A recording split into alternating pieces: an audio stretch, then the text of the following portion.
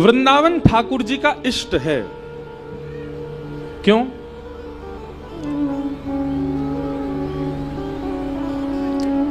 क्योंकि श्री जी के हाथों निर्मित है।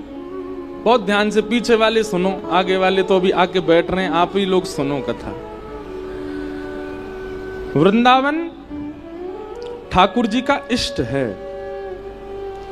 क्यों? क्योंकि श्री जी ने वृंदावन का निर्माण किया है। हमारी माता जी, हमारे पिताजी घर में कभी सातिया बनाते हैं, कभी कुछ अच्छा माता जी कुछ ना कुछ बनाती है ना, कभी अभी दीपावली के समय पर भी दीवार पे कुछ बनाएंगी या सातिया बनाएंगी, हमारे लिए वो पूजनीय हो जाता है, हमारे लिए वो पूज्य हो जाता है। ऐसे ही किशोरी जी के द्वारा निर्मित है वृंदावन, इसलिए ठाकुर जी उसको अपना इष्ट मानते हैं। केवल हमारा इष्ट नहीं है, ठाकुर जी का भी इष्ट वृंदावन है। ठाकुर जी को लाड़ लड़ाने में, किशोरी जी को आनंद कराने में सबसे श्रेष्ठ सहचरी वृंदावन। वृंदावन भी एक सखी है। प्रिया लाल को लाड़ लड़ावे, सब विधि पूर्ण काम, हेरी मेरो वृंदावन सुख धाम। ऐसे वृंदावन में श्री ठाकुर जी का आगमन हुआ। वृंदावन आकर के भगवान ने कुछ लीलाएं की। अघासुर का वध किया, धेनुकासुर का वध किया। एक वत्सासुर नाम का दैत्य आया था। वत्सासुर नाम के ठाकुर जी ने एक दैत्य का वध किया, जो कि बछड़े के रूप में आया था। जैसे ही वत्सासुर का वध किया, किशोरी जी नाराज हो गई ठाकुर जी से। किशोरी जी बोली, तुमने वत्सासुर को क्यों मारा? ठाकुर जी बोले, दैत्य है, उसको मारेंगे नहीं।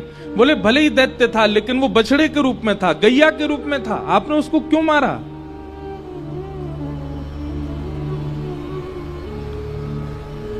किशोरी जी की ठाकुर जी की नेक नेक नोक झोंक है गई, यही बात सुन। आहा, एक श्लोक है, श्लोक में ही ठाकुर जी और किशोरी जी का पूरा संवाद है। ठाकुर जी किशोरी जी को मनाने गए। अब आपने पदों में तो मान लीला सुनी है, हिंदी में मान लीला सुनी, संस्कृत में मान लीला सुनो। ठाकुर जी गए और ठाकुर जी जाकर के किशोरी जी के द्वार को खटखटा रहे हैं। तो अंदर से किशोरी जी कह रही हैं, कोयम द्वारी, द्वार पर कौन है? तो ठाकुर जी बाहर से कह रहे हैं, हरि ही। अपनो परिचय दे रहे हैं, कहा हरि ही, हरि आयो द्वार पर। किशोरी जी बोली, हरि? हरि का मतलब होता है कौन? जो सब चीज हरण कर ले। हरण करना, हरण कौन करता है ब्रज में? बंदर। किशोरी जी बोली, हे बंदर आया मेरे द्वार पे, अरे कोई जाओ या को भगा के आओ। प्राय ही उपवनम सखमृग पात्र किम, अरे कोई वन का बंदर आ गया है मेरे द्वार पे। तब ठाकुर जी कह रहे हैं, अरे नहीं नहीं, वो वाला हरि नहीं, कृष्णो हम दैते, मैं कृष्ण हूं, आपका दैत। दैत कहते हैं घनिष्ठ को। दैत किसको कहते हैं? घनिष्ठ को। बहुत ध्यानपूर्वक सुनो, कृष्णो हम दैत, आपका अत्यंत घनिष्ठ कृष्ण हूं मैं।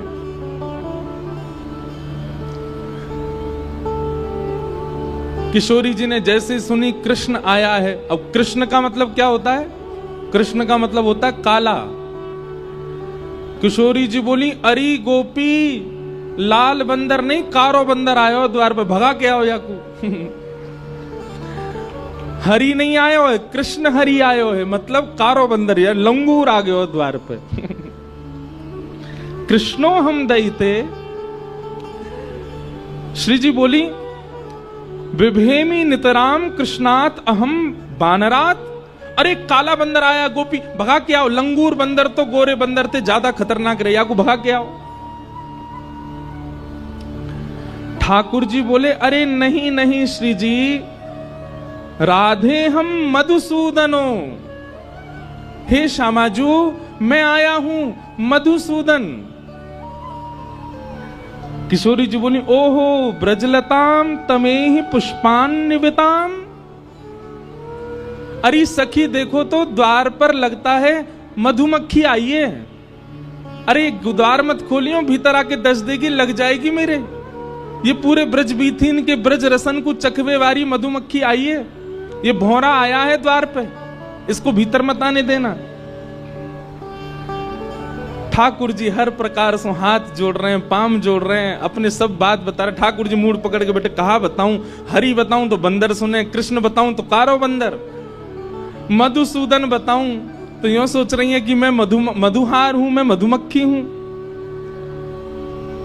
इत्थे निर्वचनी कृतो सदैता पातु हणो हरिवा। ठाकुर जी कह रहे हैं अरे मैं जगत नियंता जग पालक आया हूं। किशोरी जी कहीं विधाता आजकल पृथ्वी पर घूम रहा है, मेरे द्वार पे आ गया विधाता, ब्रह्मांड नायक आ गया।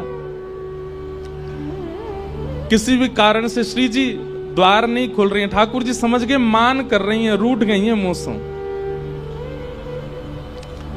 अंत तो गत्वा ठाकुर जी कहते हैं अरे मैं ब्रज बीथीन को दास, ब्रजवासीन को दास, श्यामाजू को दास, आप सब ब्रजवासीन की कृपा दृष्टि से पलवे वारो आप सबन को दास आयो हूं।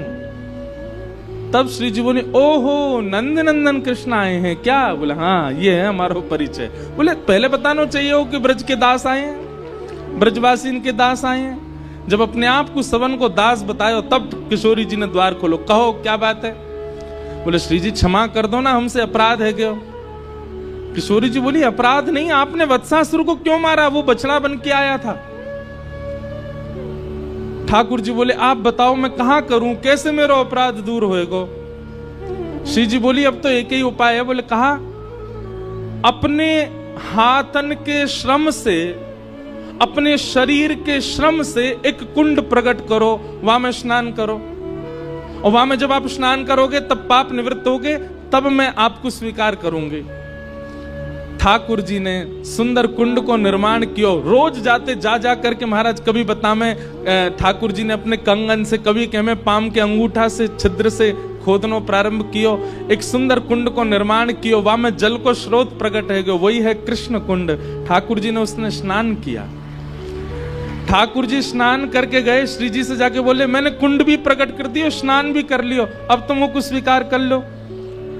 किशोरी जी बोली तुम पे भरोसा ना है मुझे, अरे मैंने इतनी मेहनत करके कुंड बनायो, नहाए आयो, अब तो स्वीकार करो। किशोरी जी बोली मुझे भरोसा ना है, मैं अब एक कुंड बनाऊंगी। तब किशोरी जी ने अपने कंगन से खोद करके नवीन कुंड प्रकट कियो, वही को नाम है राधा कुंड। और ठाकुर जी को आज्ञा दी अब या में स्नान करो, या में गोते लगाओ, और या में खड़े है करके फिर क्षमा मांगो ब्रजवासीन सो, गैया सो, तब क्षमा करूंगी। ठाकुर जी ने वहां में स्नान किया, कान पकड़ के क्षमा मांगने लगे, सब ब्रजवासी गैयान से क्षमा मांगी। तब श्री जी ने ठाकुर जी को बाहर लेकर के अपने हृदय से लगाए, वो अब स्वीकार करेंगे। नहीं तो महाराज ठाकुर जी से रूठ गई श्री जी, स्वीकार नहीं कर रही हैं, त्याग कर रही हैं।